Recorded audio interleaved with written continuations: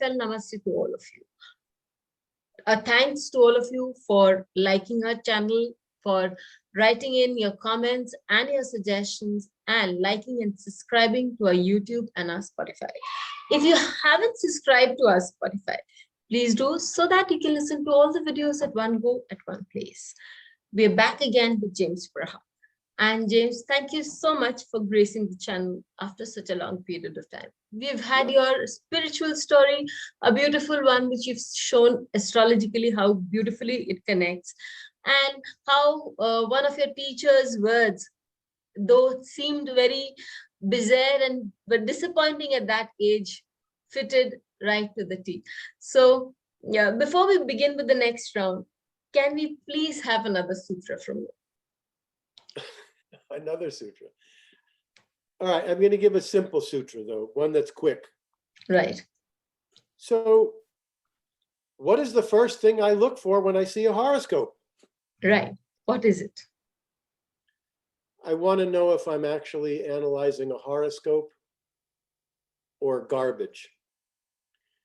So, the first thing I do is I look at the birth time. Is it 8 o'clock, 9 o'clock, 10 o'clock, 11 o'clock? If it's on the hour, even if it's on the half hour, I'm going to ask. Is it correct? Where's the birth time come from? Yes. I feel better if the birth time is 8:52 or 7:38 than if it's on the hour. That's the first thing I do. Right. You have to understand that many clients, they don't know that the birth time matters. They have no idea. Oh, you mean it matters? And then the second thing I do is I look to see, once I get the birth time, I look to see, is it 28, 29 degrees, 0 or 1 degree? Because if it's in between a sign, I'm not going to read the chart until I find out what chart works. Right. And I don't care, I do not care whether the person looks like a Cancer ascendant or they look like a Leo ascendant. I don't care if they behave like they have a Cancer ascendant or a Leo ascendant. I care whether the horoscope works. Right. Does the horoscope with the Leo ascendant work, or does the horoscope with the Cancer ascendant work? Right. You never, ever, ever, never, ever, ever rectify a horoscope on what you think the ascendant is. Why? Because the person might have the strongest Venus ever on the face of the earth, because it's exalted and aspected by a full moon and Jupiter, and they are so Venusian. And you say, oh, they seem Venusian. I think it's the Taurus ascendant. I think it's the Libra. You don't do it. You don't go by, you go by whether the horoscope works. Okay. And then the third thing, so the first thing is the birth time. The second is the ascendant degree. Is it near a cutoff point? And the third thing is, I only use 2 Varga charts, the career and the marriage. Those are the only ones that really work for me. And so I look to see, is the ascendant degree near 3, 6, 9, 12, 15, 18?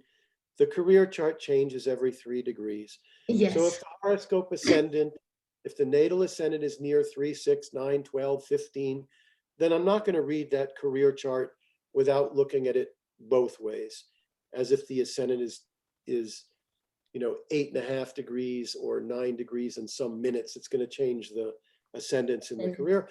And I look to see is it anywhere near the Navamsha cutoff points, which is 320, 640, 10, 1320, 1640.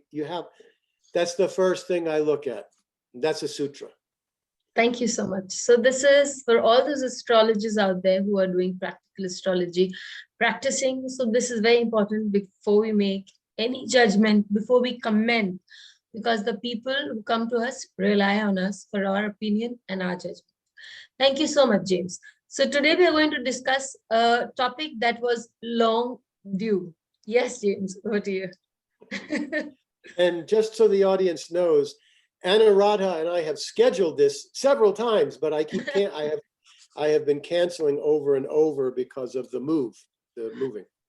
But then Okay. it was destined to happen, just like your mountain retreat or your mountain movement to the mountains. This was supposed to happen now. So we're going to do it right now.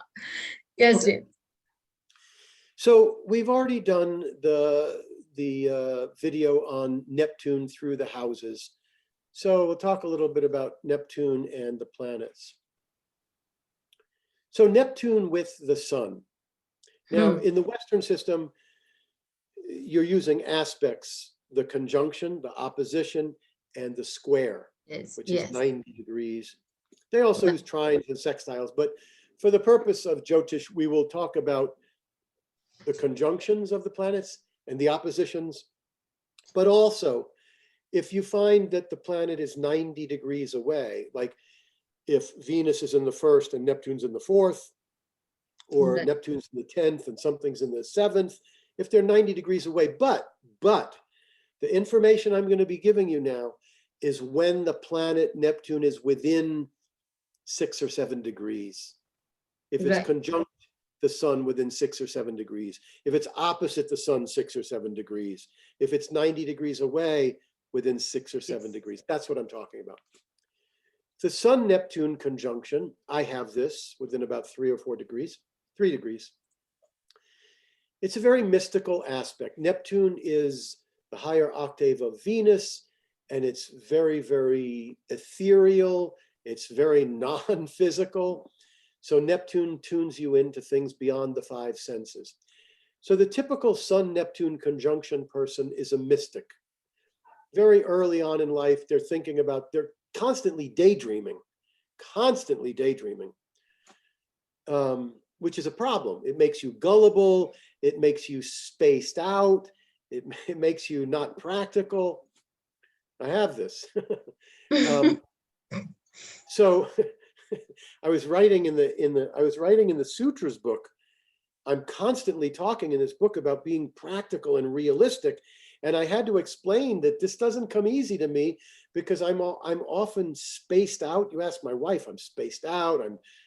I don't hear what's being said because my mind is somewhere else. This is Neptune. So the Sun-Neptune person is a mystic. They are dreaming of things beyond the 5 senses. There's different kinds of ways to be psychic. Uranus psychic is a person that just, I'd say, do you have any idea how many times that happened? And so they go 27. I go, how do you know it's 27? That's a Uranus sun. They get it like that. Neptune psychic energy is where they feel it. I'll be around someone and I just feel it. They're having trouble with their girlfriend or you just feel it. It's a feeling thing. That's Neptune. But the Sun-Neptune person also has no sense of self. The sun is your sense of self and power and confidence, and it just erodes it completely. And part of why it erodes it is because the sun is the father. And if you have the Sun Neptune, your father's going to be alcoholic.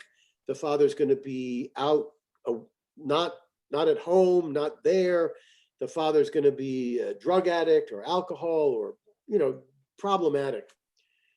Even if the father is perfectly good and practical, if you have the Sun conjunct Neptune, you can't get a hold of him. It's not there for you, like that. And so it's good spiritually and mystically. It's terrible for confidence. It's terrible for the father.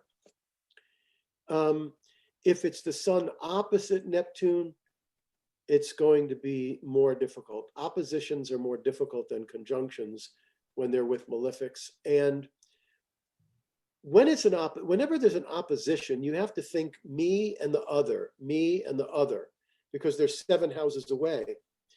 So if the Sun is conjunct with Neptune, there'll be problems with the father. The father's not there. The father's crazy, whatever. But if it's an opposition, the father is more specifically problematic. They somehow harm you more because it's a 7th house relationship. Me and the other, somehow it's a little bit worse. And if it's a woman having the Sun Neptune, the Sun is men in general. So she could have a good 7th house, she could have a good Venus, but if the Sun is tightly opposite Neptune or Sun is tightly conjunct Neptune, men can be illusion and deception for her. It's one of the elements that you would have to take into consideration. So the Sun Neptune person is psychic. There's no question. They feel things, but it's a malefic aspect, no doubt. The Moon Neptune is a real interesting one. First of all, the person is like a sponge, whereas the Sun Neptune is feeling, and being psychic and feeling. The Moon Neptune is like a sponge. They feel everything. So if I have a client with a Moon Neptune, I tell them, I say, look, you have to be very careful. You can't just be around people that are negative. You can't do it. It'll affect you terribly. So you have to choose who you are around very carefully, because you're too much like a sponge, too sensitive. The Moon is emotions. Neptune makes the emotions way too sensitive. The Moon Neptune person as a baby makes the mother crazy, because the Moon is the mother and Neptune takes away the mother. No matter how much nurturing the mother gives, it's not enough. The child wants the mother all the time. And if the mother lets go of the kid for 10 seconds, it's no good. I want you now. I want you all, because they can't get enough. They can't process it. It's like the mother is not there. So the Moon Neptune is psychic and spiritual and metaphysical. I would prefer to have the Sun Neptune than the Moon Neptune, I think. Only because it's, and if the Moon is opposite Neptune, it's going to be worse. And the mother could be alcohol or drugs. Any way you put it, the person's not going to be able to get a hold of their mother. They can't get enough. It doesn't fill up. And the mother could be crazy. Same with Sun Neptune. Father could be crazy, or illusion, deception, or drugs, or the mother could be.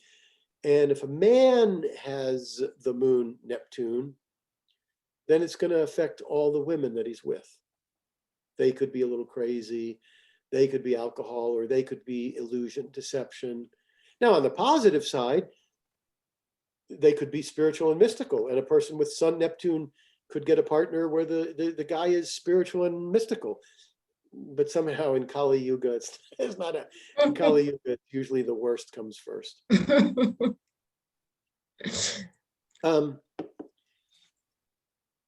Trying to think if there's anything else. You would want to be, with the Sun Neptune, you'd want to be careful of the heart, the physical heart. With the Moon Neptune, you'd want to be careful with the stomach, the breast. The Neptune can be cancerous. It's Ketu and Neptune, to me, are the biggest cancer indicators. I don't study, there might be Medical astrology. There might be medical astrologers, but I'm just telling you my experience. Ketu and Neptune are the ones that concern me, because Neptune is bacteria, viruses and bacteria and illusion, things you can't find. So the cancer's eating away and you don't even know it. That's Neptune. Mercury Neptune is great for mysticism. It's great for mysticism, but you get spaced out. So what I have is, gosh, it's been so long that I've looked at that chart. I think I have Neptune, then Sun, then Mercury, all within 5 degrees. And I feel them both. I feel the Mercury Neptune making me spaced out, having no memory. And I feel the Sun Neptune, which is mystical and spiritual, but also takes away the sense of self. Yes, your Sun, just so that I can say, I just saw your chart and can confirm that your Sun, Neptune, and Mercury are within 5 degrees. But which comes first? Neptune, right? So I just show them your chart, James, here. And for your chart, Neptune comes first, then comes Sun, and then comes Mercury. Yeah, okay. So the Sun gets it the worst. But Mercury's not helped very much either, because now Mercury's burned by the Sun and hit by Neptune. Neptune. And I used to have a speech impediment when I was younger that was very bad. That's Mercury with the sun, with Neptune as well. So the Mercury Neptune is the biggest dreamer. And you have to be careful if you're dealing with a person who has Mercury Neptune, because they'll tell you something and they will mean it and then they will forget it. They don't mean to do that, but they will do it at the drop of a hat. It'll be very natural for them to forget what they said, like that. But mainly it helps them to be into astrology, metaphysics, conspiracy theories, anything that is outside the norm on the mental level. That's what they're going to have. Now, if Neptune is opposite Mercury, or Neptune is 90 degrees away from, if Neptune is 90 degrees away from Mercury or opposite the Mercury, it's going to be bad with communication skills and things like that. It's going to be bad with contracts and memory and things like that. It's the best thing about it is they can perceive things that are way beyond the five senses, and the worst thing is they will be spaced out. And I mean, truthfully, other people will say, oh, they're just liars, but they're not exactly liars. That's more, that would be more Mars, Mercury being devious, but they may seem like liars because they just don't keep their word, because they don't remember it. There's nothing hard and fast about it. There's nothing solid with their communications. So it's like that. Venus with Neptune, this is a very rough aspect. It's a very rough aspect. The Venus-Neptune means that you are likely to attract partners that are alcohol, drugs, illusion, deception. It means, on the positive side, you have such tremendous feelings and emotions and love for your partner, but you can't see them clearly. You just don't see them clearly. It's like having Neptune in the seventh house. So anybody who has Neptune conjunct Venus, Neptune opposite Venus, Neptune 90 degrees away from Venus, needs to ask their friends, hey, I met somebody. What do you think? Because oftentimes the Neptune being with Venus means that person's a deadbeat. A deadbeat is a good word for what Neptune's going to do to Venus. It's going to be a partner that is alcohol, drugs, irresponsible, spaced out, they don't care. But the person who's in love with them, they don't see it, because Neptune is the higher aspect of Venus. Venus is already love and generous, and now it's extra generous. Venus is exalted in Pisces, in Neptune's sign. So in the Western system, you have these people with Venus in Pisces that are so loving and so generous and so sweet. And I'm just talking Venus and Neptune, not an affliction.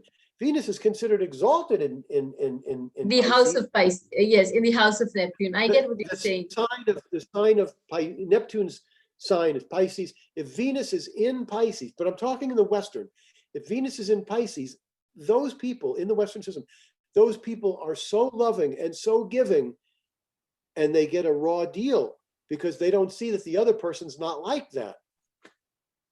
So it's a very, so Venus with Neptune is way worse. I mean, Venus in Pisces is considered exalted. Venus with Neptune is a definite affliction. It's an affliction.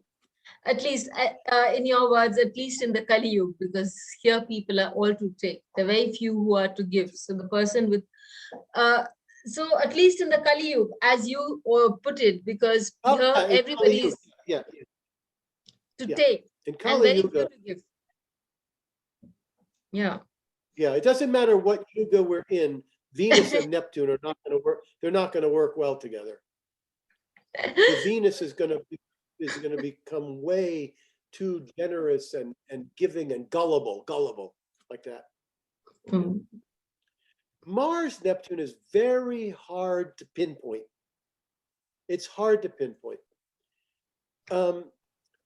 Sometimes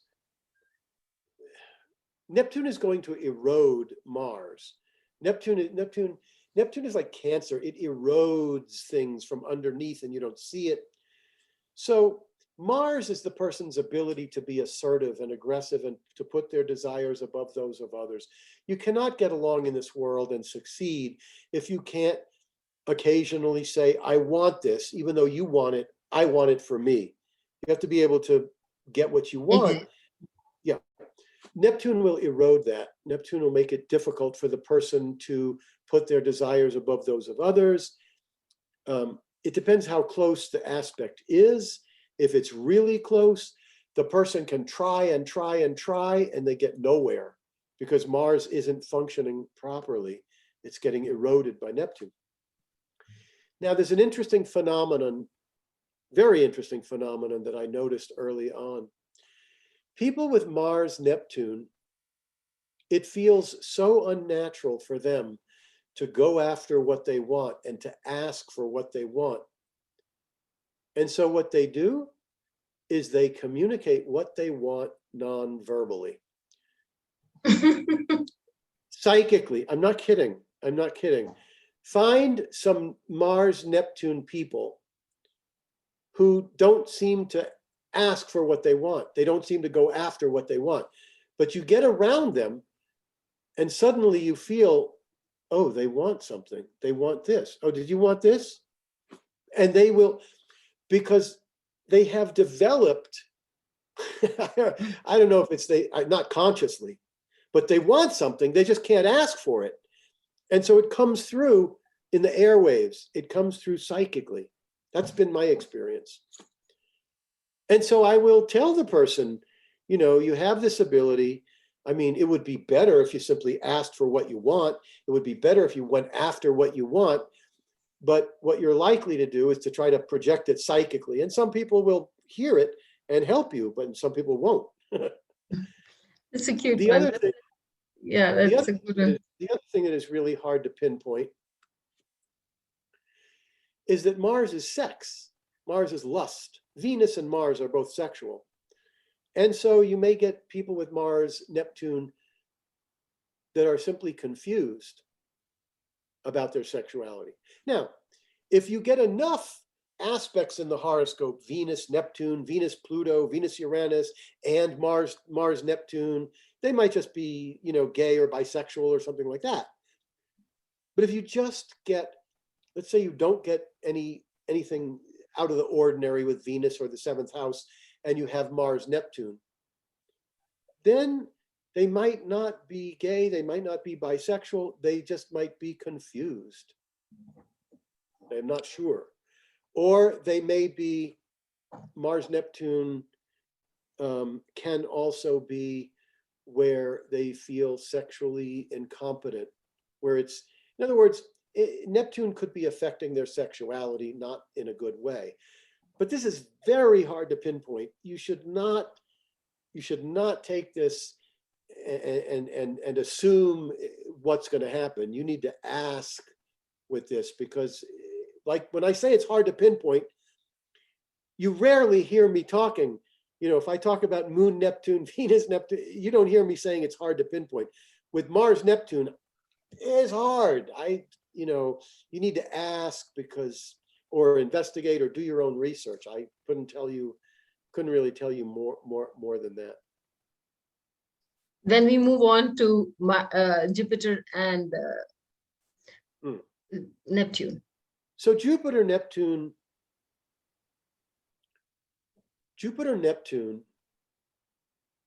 I'm not 100% sure, but I think Laurence Olivier has that, the actor. Mm-hmm. And Laurence Olivier, I hope he's got it, because, you know what, whether he has it or not, he's exhibiting it. And I'm pretty sure he has it. So Laurence Olivier was the greatest stage actor of the 20th century. In film, he was he was great, but he's not a film actor. Film is much more realistic, and he was much bigger, much bigger. In fact, he used to tell his directors when he would start, please, please, don't let me overdo it. Don't let me overdo it, because he would have a tendency to overdo it. Now, when I say that, one of the things that you will see if you see some of his movies, you'll see this very ephemeral, it's a very delicate, godlike. His father was a minister or a preacher or something like that. He probably got it from him. But he has this quality that it's otherworldly. It's just otherworldly. And it comes from Jupiter is idealism and visions and dreams, and Neptune is idealism and dreams. And you put the two together and you get this quality that transcends. And so when he was doing certain, pieces and certain plays or movies, he would take the audience to a much more subtle, spiritual, godlike place. So you'll see it in his acting. And then for the person who has, with you explaining it like that, it felt as if we were also moving into a different zone altogether. He had, there was this article that I once read about the greatest moments in film. And they listed 5 greatest moments in film. One of them was Charlie Chaplin in City Lights.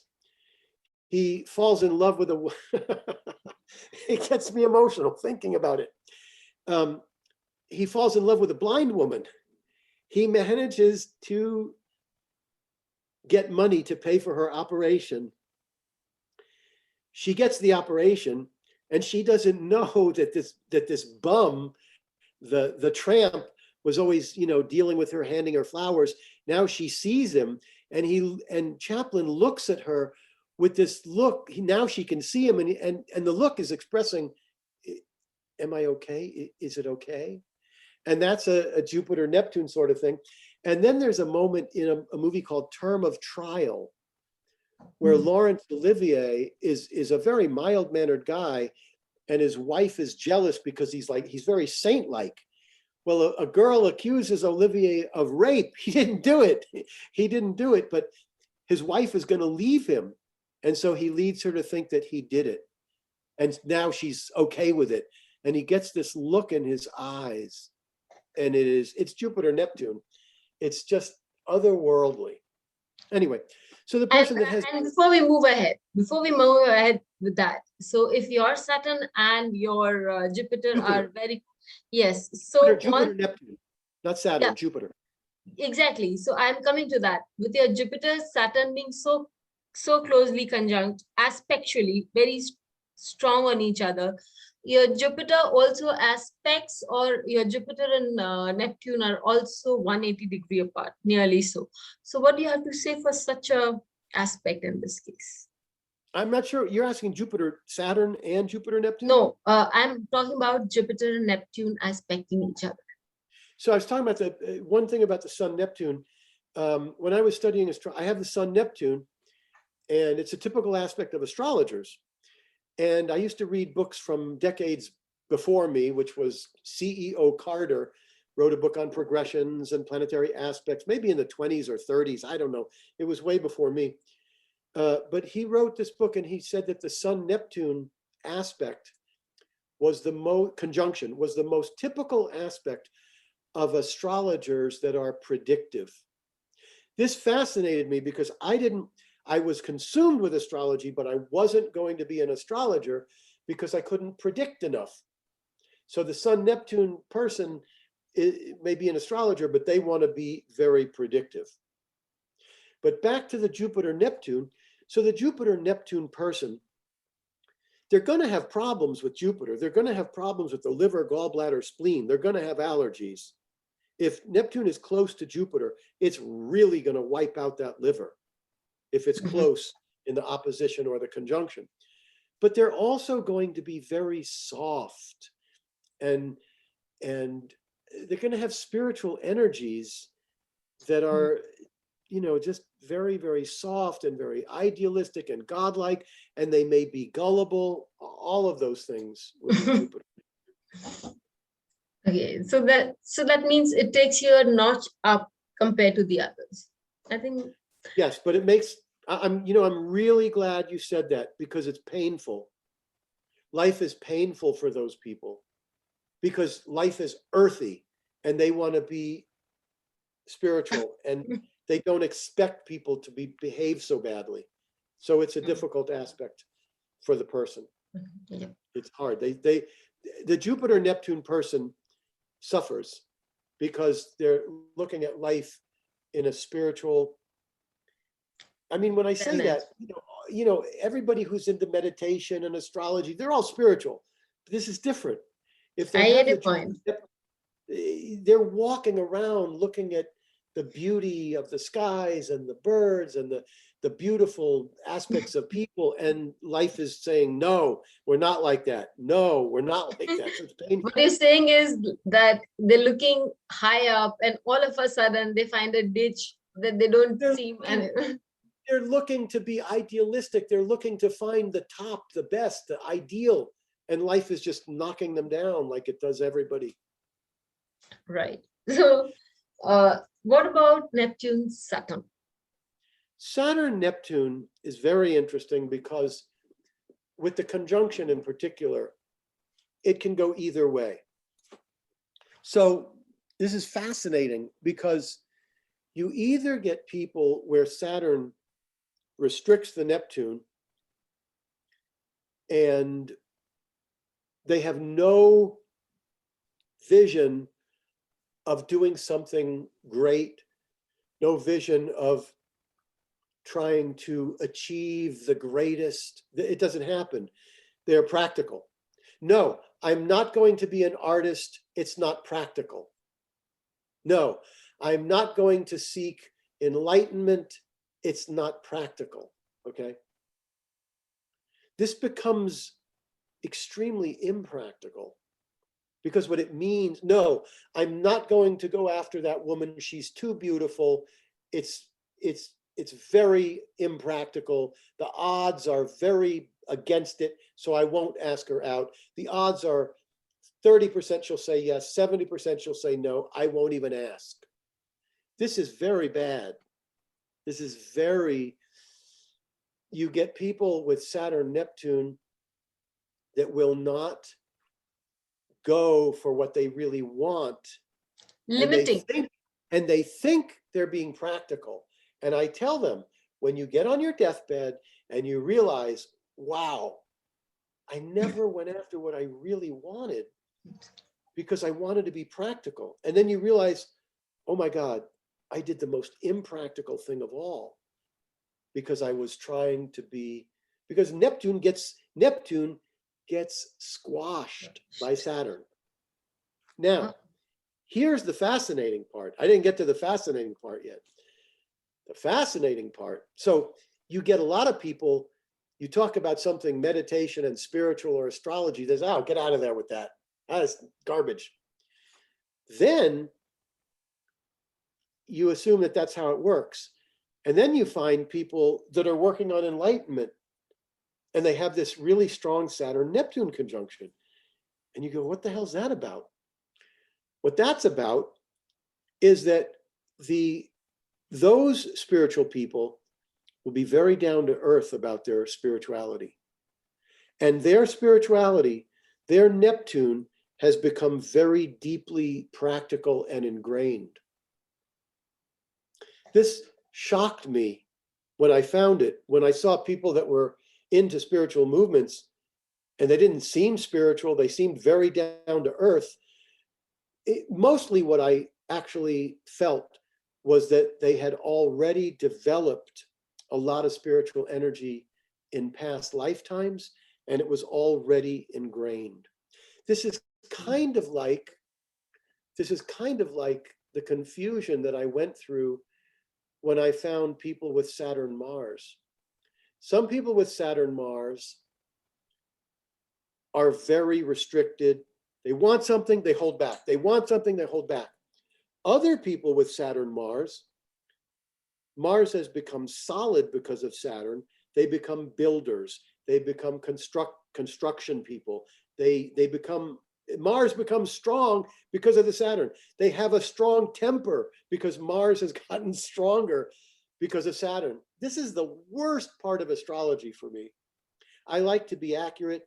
And if I see Saturn Mars, I want to know, is the person push, pull, or have they integrated Mars so strongly that you don't want to piss them off because they'll be really angry?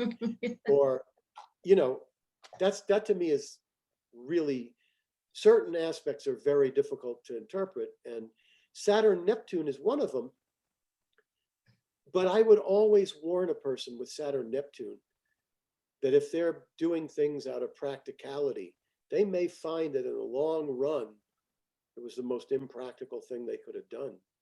They're limiting themselves to a great deal. In fact, they're limiting their potentials to nowhere. That's a sad story. Yes, but it's a sad story, but there's also the other side of it. They don't get caught up into stupid, gullible, there's a sutra that I'm going to write about the fact that everybody's greatest ability is also their greatest liability. It's any great talent you have is going to cause you the most suffering as well. Exactly. People whose greatest abilities and greatest talents are being generous, they're going to find that they suffer massively because they don't get what they want. And the other day I was thinking about how part of my ability with astrology is that I have, in the Western system, Venus, Mars conjunct in Virgo. And I am picky. And I am picky, and especially if you go back to some of the earlier YouTubes with you, you'll say something. I go, no, because I'm very picky. Very picky. So this pickiness, I am so grateful for the ability to be skeptical and picky. But I tell you what, it ruined the first 30 years of my life because I'm picky with everything.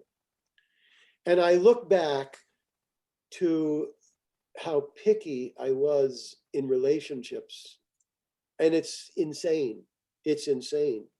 And to this day, when I think about how picky I was, and I go, what on earth was that about? But if I didn't have that pickiness, then I also wouldn't have the ability to really, get into the astrology and take it seriously and be skeptical and so your greatest ability is also your greatest problem. That is a note that all of us should take care of, not let anything, but that's a retrospect kind of a deal that comes later in life and you realize what you've done. But let's just not discount things in life. There should be a few endeavors that we make that should make us laugh on our deathbed. So as James said, let's not have that Saturn Neptune conjunct which says 70% she will say no. Go ahead. What the heck? You can always tell your grandchildren later that I proposed to a beautiful girl. Otherwise, you wouldn't have anything else to say. Yeah. So yes, James, thank you so much on this beautiful aspects and these conjunctions with Neptune. We'll catch up with you again sometime soon. And in the meantime, happy setting up your home, James. Thank you so much. Thank you, James. Please hit the bell icon for fresh updates.